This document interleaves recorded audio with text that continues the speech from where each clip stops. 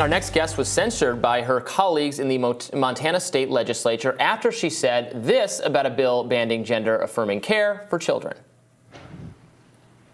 And the only thing I will say is if you vote yes on this bill and yes on these amendments, I hope the next time there's an invocation, when you bow your heads in prayer, you see the blood on your hands.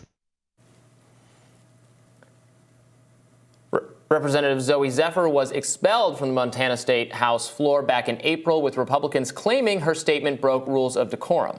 Last week, a judge denied Zephyr's push to be allowed back onto the floor. Montana Republicans say she's not being silenced as she's able to vote remotely. However, Zephyr says her free speech rights are under attack. Representative Zooey Zephyr joins us now to discuss. Welcome to Rising. Thank you for having me. So Zooey, specifically for those who haven't been following the story, what are the decorum rules that your statement is alleged to have broken? I think that's a question for people who even are following this story, because what we've seen throughout the session is an unequal application of decorum. They are not specifically outlined in our rules. And we've had Republicans in past testimonies who have screamed during their closing. We had Republicans who insinuated that just by my nature of being a trans woman, that I was somehow a threat to children. In one of the hearings, we begged the Republican chair not to allow words like groomer or pedophile. And we were told a lot of people have a lot of opinions. So we have seen the way it's not been used in many instances. And then the moment I stood up to defend my community and speak to the real harm, then decorum was used to stop me from speaking on the House floor. And what is the state of the legal action that you're taking to regain your right to be inside the State House?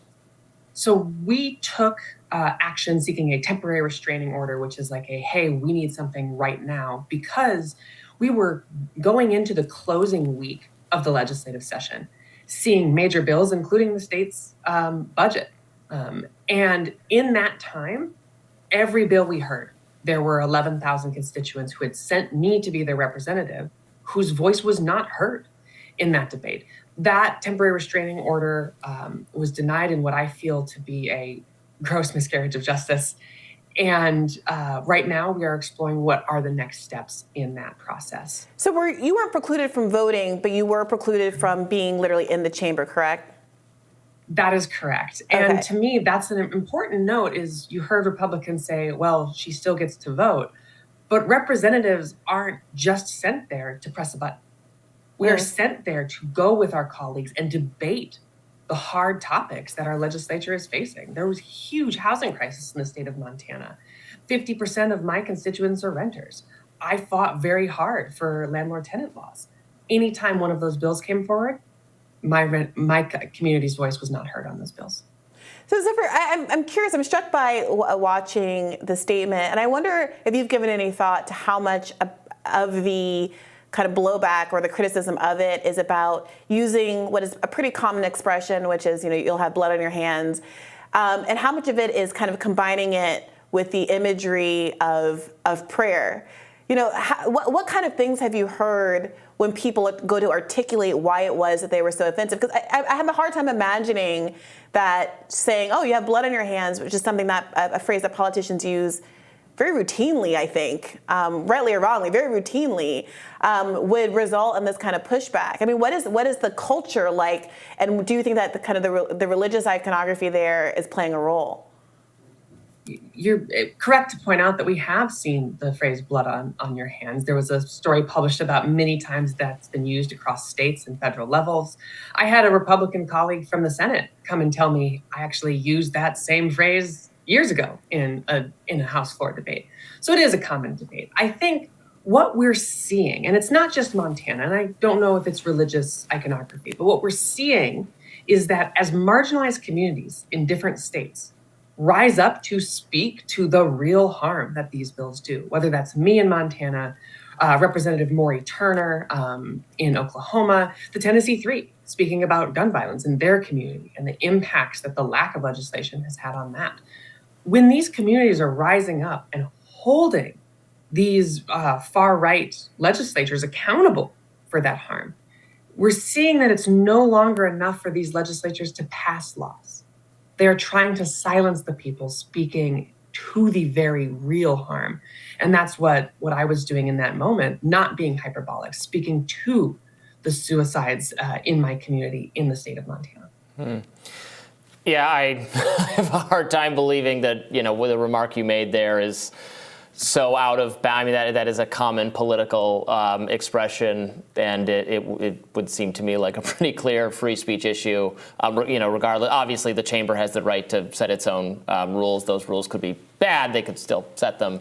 But have you gotten any support from? You mentioned that a Republican colleague actually told you they can recall hearing that phrase. Have you gotten any support from across the aisle? Not on the your view on the legislation itself, but on the issue having to do with you being able to speak in the chamber?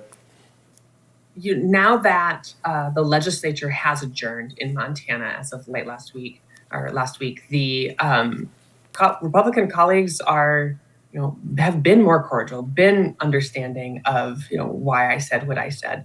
And I think by and large, their opposition, comes in party line moments, much like the legislation itself.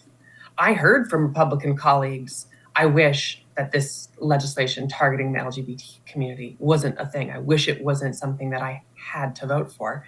And I would say to them, you don't. You have to look yourself in the mirror every night and ask yourself, did I do what was right? And I know when I stood up to defend my community, I was doing what was just and right and saying this bill gets people in my community killed.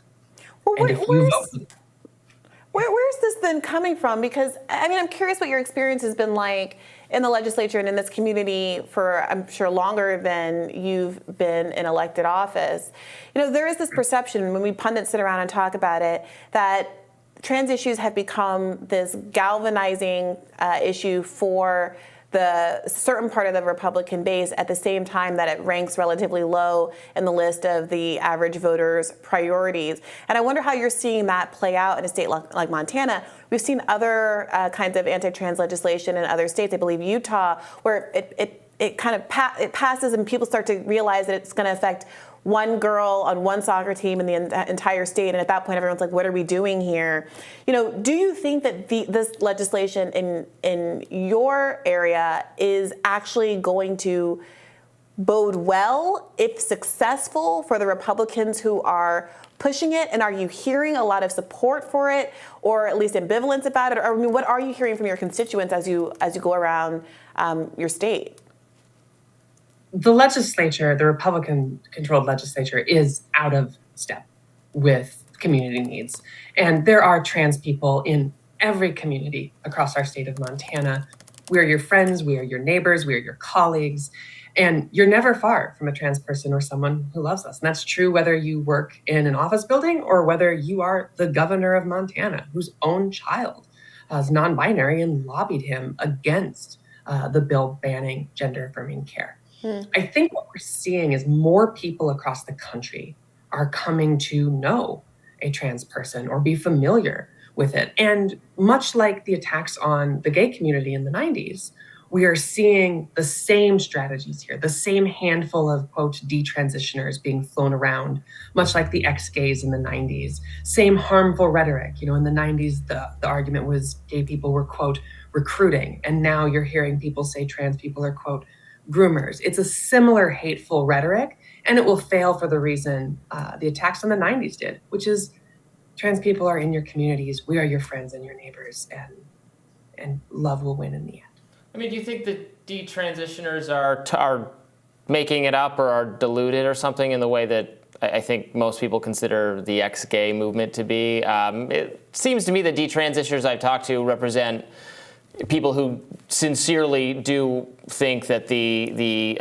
counseling, the steps they took, sometimes the procedures they got were not good fits for them. You can say that should not be a policy, having to do with anybody else. But I think they're sincere in thinking it was not the right choice in their cases.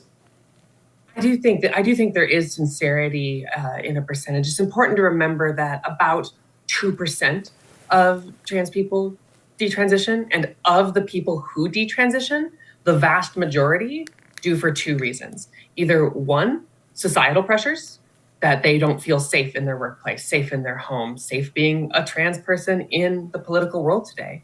Or two, they decide, okay, I think non-binary is a better line for me, and I don't want to be on hormone replacement therapy for that.